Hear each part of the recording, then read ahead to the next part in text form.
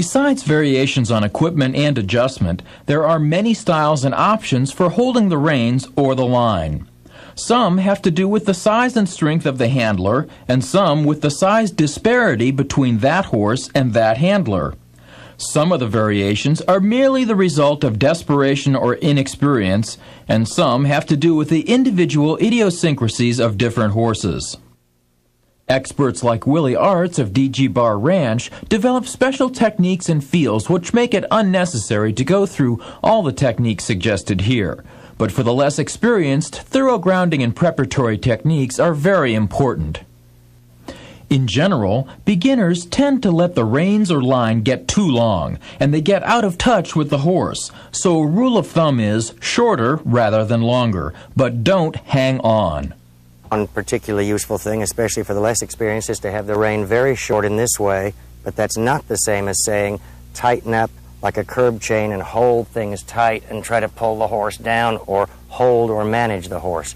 If you're short in the reins, you can make little adjustments by acting that way to the outside or this way to the inside. Keep switching the rein around and like that.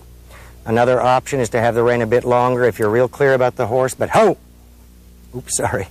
But if the rein gets too long, then you end up with your fist stuck in the chest and the horse can do anything that he wants like that, and the rein goes quite loose and you can't steer anymore, and that generally leads to the handler pulling back this way, which brings the horse around like this as he's trying to move along.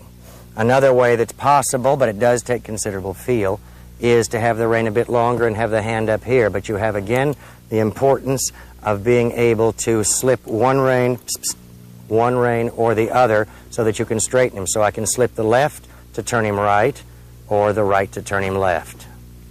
Either way. Ooh, pet.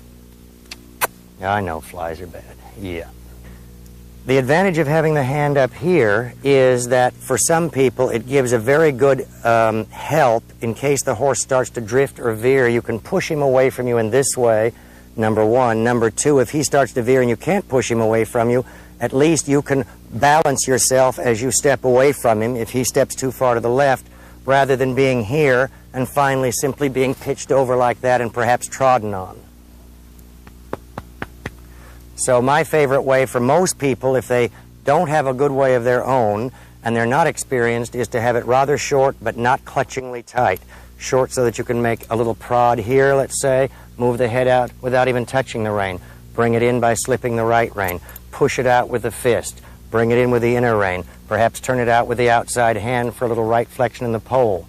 And you don't end up going wham, wham into the chest with miles of loose rein which the horse doesn't even notice, like this.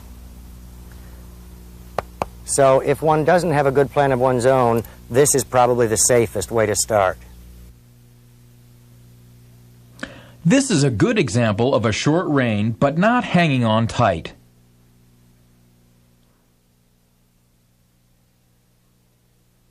And you can see that it's possible to make small adjustments to the head position with only slight actions on the reins.